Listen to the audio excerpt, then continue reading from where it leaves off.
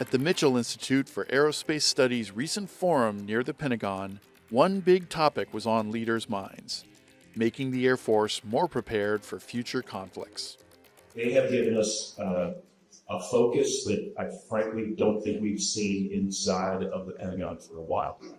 And that focus allows us to worry about what we need to worry about, which is flying and fixing airplanes. Taking lessons from recent real-world events, Air Force leaders used the Midnight Hammer strikes on Iran's nuclear facilities as an example of where the force stands to improve. Specifically, Lieutenant General Jason Armagost, Deputy Commander of Air Force Global Strike Command, said the service must improve communications with bombers and other aircraft flying into battle. That includes making sure mission commanders can transmit their go orders to other aircraft or the status of their forces. It's really important as we kind of decide the strategic nature of our stand-in, stand-off, and our kill chains and our command and control. If we do not architect our comms better going forward, that is a foul on us, big time. Because if that package is not able to, in a low probability detect and or low probability of intercept way, able to communicate the status of their forces and the go from the mission commander, then that is bad on all of us. Major Claire Rudolph, Chief of Weapons and Tactics for U.S. Air Force's Central Command, agreed, but cautioned that shouldn't mean combatant commanders start making cockpit decisions for air crews. I think it's really interesting as we talk about, what if we had this network where everybody was able to talk to everybody all the time? There are a couple of effects that we care about. You care about getting intelligence into the cockpit. You care about getting targets into the cockpit, orders, authorizations into the cockpit. But the problem is, once you can connect, like let's imagine you have a wire direct from the CENTCOM commander to the cockpit of every B-2 or the cockpit of every F-16, there's liability there to add latency and maybe decision-making authority without all of the awareness. And so I think as we tread into 100% agree, sir, we have to improve our communications capabilities, but we also have to be very careful to bound the authority that ends up touching the cockpit, because otherwise we're at risk for involving folks in the decision-making process that frankly have no business being there. Armagost also talked about the role for the Air Force's upcoming stealth bomber, the B-21 Raider, in future penetrating strike missions. The Northrop Grumman B-21, the first sixth-generation bomber, is slated to have cutting-edge data-sharing capabilities. Armagost said the Air Force wants to take advantage of those capabilities to improve command and control. And with the B-21 in the Air Force's arsenal, Armagost said a mission like Midnight Hammer will be very different and in some ways easier than today.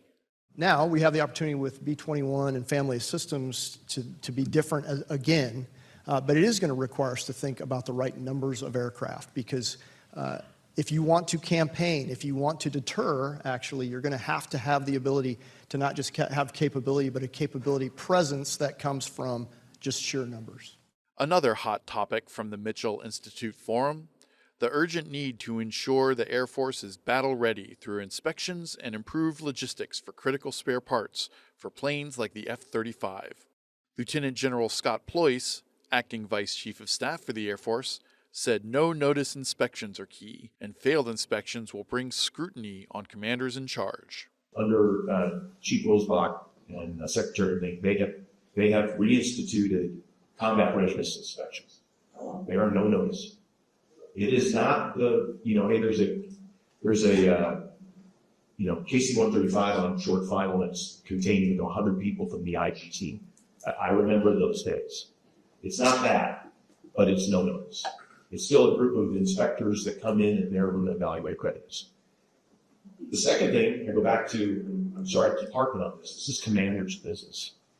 And we're going to hold commanders responsible for that, because that is 100% in their will, in their thoughts. If they fail an inspection, that is a commander's fault. And we will hold them accountable as we move forward. The Air Force has struggled for years with declining readiness rates, even as the aircraft fleet has shrunk. Previous administrations have concentrated on modernizing the fleet, Ployce said, sometimes at the expense of existing aircraft's readiness. But Air Force Secretary Troy Mink and Chief of Staff General Kenneth Wilsbach are changing that, Ployce said. Frankly, we have, at the expense of modernization, we took risks in readiness. And so what we did was, with a budget, arguably fairly flat, starting in the mid-2000s, small increase for inflation. You have to make a decision. You spend it on brand new things like new modernization of airplanes, or you spend it on readiness. And the leadership at the time said we were going to spend it on modernization and we're going to take risks to readiness. The Secretary of Navy and Chief Wilsbach are explicitly clear. Readiness is our focus right now. Many times, Air Force planes are grounded because maintainers simply don't have the spare parts on hand to fix them. Ployce said that needs to change, and the service is talking to Congress to ensure it has money to buy spare parts. What we are doing right now is we are now saying we've got to buy parts. We've got to have the parts available so that General Bell's maintenance folks that are out there wrenching on the flight each every day, in the cold, in the rain, in the heat, have the parts they need so they can fix those airplanes, and then we can get them everywhere safe.